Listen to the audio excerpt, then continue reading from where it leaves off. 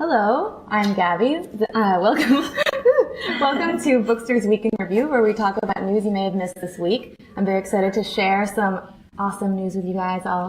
And I'm going to be looking at the comments, or if you have any questions, please feel free to ask, and I may just spread the word and get some questions out there. Just so you know, we have a website, bookstr.com, and all the news we're talking about today is also on our website, and there's so much more on our website, from quizzes to book recommendations, and I love it. Do you guys love it? Absolutely. We do it. Yeah. I'm glad. So the first thing I'm going to be talking about is Jojo Moyes. She's an author. She did Me Before You, and she also has a second book, After You. And I didn't know this, but she actually intended for this to be a trilogy. So she has a new book coming, and I was trying to figure out what the name could be. I decided it might be Before and After You, or Me Before and You After. But we really have no idea. So yeah, that's basically all I have. I mean, I never read the book. Did you guys read the book? No, I didn't get to read the book. But Bad book people. But there are so many books out there, but this one clearly has done quite well, so maybe we should all pick it up. Yeah, definitely. Yeah. So that's my news, and I think, Madison, you have something a little more serious to talk about today. Yes, I do actually. We have some news coming out of China. It's a sad day for Christopher Robin and friends. The Chinese Communist Party has banned Winnie the Pooh and other foreign picture books with, quote, subversive ideology, and others include James and the Giant Peach and Peppa Pig. It's pretty sad news. This comes at a time when China and Beijing are implementing measures to limit foreign influence on Chinese society, and understandably, some of the Chinese public have taken issue with this decision. As one Chinese mother said, she believes foreign books typically have a stronger narrative than what she finds locally. And yeah, so it's a little sad, and I definitely feel for the Chinese society. But I heard something similar is happening in Malaysia, Gabby? Yeah, well, earlier we posted an illustration of Beauty and the Beast, and so many of you commented that you were just so excited to see the movie coming out, as we are as well. And as we were reading through your comments, some people were saying that the movie isn't going to be shown in Malaysia. So we didn't hear about this, and we went to investigating, and on our website we wrote about how Disney has actually pulled the movie from a Malaysian release. So why would that be? This seems to be like such a popular movie. Well, Malaysian authorities had to cut out a certain scene that involves a gay character. This headline has actually been going around the United States as well. And as part of their law, they had to cut it. And in response, Disney didn't agree with that, and so they pulled it from being released there altogether. But I believe many Malaysian people think that it's actually just banned entirely, that they can't see the movie, which was super interesting to find out today. Yeah, and it was thanks to our users that we were able to really figure this out, right? Yeah, it was great. It felt like such a good collaborative thing to read what you guys are saying and then go back and find out for ourselves.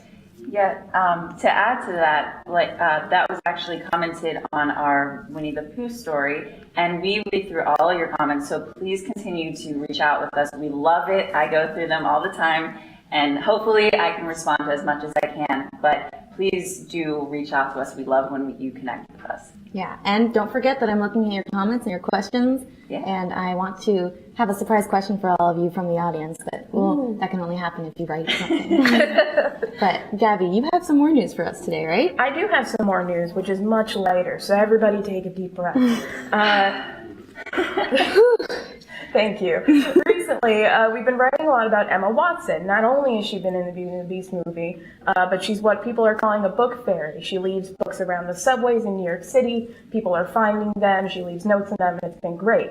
Well, it turns out we have more than one book fairy, people, and he's 5 years old and lives in Portland. So 5-year-old Jack, he's the son of an author, James Zern, and he watched Charlie and the Chocolate Factory recently, a great movie, and he felt bad that only these 5 people got a golden ticket and got to go to the factory and have a good time. So he was upset about this, and he went to his dad, and he said, what can I do? I want to help more people. So his dad didn't have any golden tickets on him, unfortunately. But what he could do is that he hid $500 bills in 5 copies of his book, which is called The Cloud Seeders.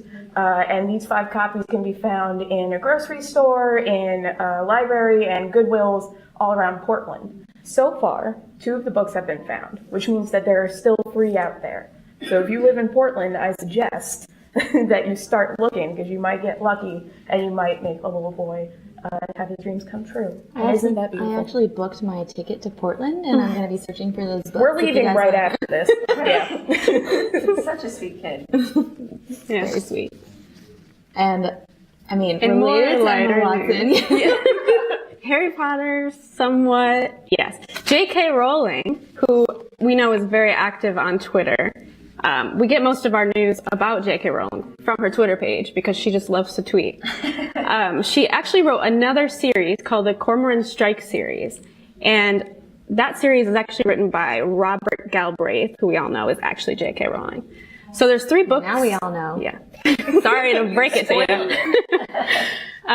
So there are 3 books in that series right now, and she's currently writing the 4th. And no one knows, or no one knew what the title of that book was until Rowling tweeted out a contest of sorts. She had users guess what the next title of her book was, and this is what she posted. So if any of you are listening or watching and you want to try and guess, put it in the comments. We'll see if you get it right by the end of this spiel. So some of the guesses were Mighty Rhino. Not sure what that would be about. I would read it. A rhino that is mighty. Mighty Rhino. Woohoo! Chips! I like that one. I think that's a good one. We She all, should just go we with all that. love chips. Right. So that might be a good story. Gothic Whale. That sounds, I would read this yeah. because it sounds like a pretty gnarly whale. Yeah. I imagine like a Frankenstein, Mary know, Shelley. Like a half-dead whale? No? With like really sad issues he's dealing with in his middle school. In the middle of the ocean. Emo whale. Well, I'd read that. All right. 80 shoes. Are there 80 people living in one house? All of their shoes go missing. Wouldn't it be 40 people? 40 people. That's why I don't do math. This isn't a math website. That's why I write Your it. words, people. Wow. No, everyone has one shoe in this house. Okay. So, No guesses yet. I guess we're going to have to tell them what the title is. That's Harry's Hogwarts. Oh, No, Mary's. Michael. That's Sorry. that's not it. Nice try. All right. Dun dun dun. Lethal White is the next Cormoran Strike book. Round of applause. We can't wait to read it. I'm so excited. I actually haven't read any of those books yet. It's I don't going to be know a what's wrong. BBC series, so look out for that soon. Awesome. So I do have one question from the audience, and just a reminder to the audience, we have just gone over a bunch of book news, and if you've missed anything or if you're interested in what we were talking about, everything is on our website, bookstr.com, and we love to have users interact with us. We love going through the comments and seeing what you have to say, which is why I'm going to read Michael's question. Not related to news, but he is wondering, what's the best book you've ever read in your life? Wow. And in what way did the book inspire you? Let's do quick fire rounds. Can we, let's do it. Madison. Oh. I know, it's so hard. What a hard question. Best book I've ever read. Gabby, do you have? I'm still thinking. Okay, well, it's not a book, but I love Emily Dickinson, and I love all her poems, and she's inspired my writing so much. And there's an exhibit at Morgan, and I'm going to go, and I'm going to cry. So. In that similar vein, sorry. No, go ahead. I have to say, this is not a book, but it's Edgar Allan Poe, who is a poet and a writer, short stories. For as long as I can remember, I've always loved him, and I have tattoos of his quotes. So, Awesome. Madison, do you want to go before I go? Sure. I'd say, I feel like we're all copying on saying authors, but I also have to say that Maya Angelou is a person that really speaks to me. Her some examples of her work is Phenomenal Woman. I read that at a really important time in my life where it just impacted me a lot. So I have to say her or possibly Toni Morrison, who fantastic. So if you've never read her, go read her. I took an entire course on Toni Morrison. Oh my gosh. And I'd never read anything by her before because I was never exposed to it in like high school or anything. So finally in college, I was able to read Toni Morrison, and everyone needs to read Toni Morrison. Yeah, you gotta take that class. I'm gonna say that Sula was one of my favorite books by Toni Morrison, but the book that I thought of is actually Middlesex. I don't even know. It just really impacted me. I couldn't put it down. It was such a big book. I mean, I know it's like 350. It felt like a big book because it's packed with so much story. But yeah, I have to say that's maybe not my favorite book per se, but the book that first comes to my mind when someone goes, "What's your favorite book?" So maybe that means it's my favorite book. I don't know. Yeah, so I'm gonna go ahead and wrap this up. But before you go, make sure once this is over, we have a contest going up. I just need to check my notes here because I don't want to get any of the contest stuff wrong. So yeah, after this Facebook Live, there's a contest going on our Facebook. I'm going to post it in the comments, and I'm also going to post it. You guys will definitely be seeing it, but it's to join our mailing list. If you join our mailing list, where you can get all of the news that we just talked about, plus more, you can take our quizzes, get firsthand information from our lovely staff over here. So if you join, you'll get a chance to win a $100 gift certificate to books. And what's better than that? Nothing. Nothing. Yeah, books. Come on. And also, Madison and I and everyone have been on the search for our super fan. So you might want to tell us in the comments if you think we're a super fan. And we're just basically trying to find our biggest fan.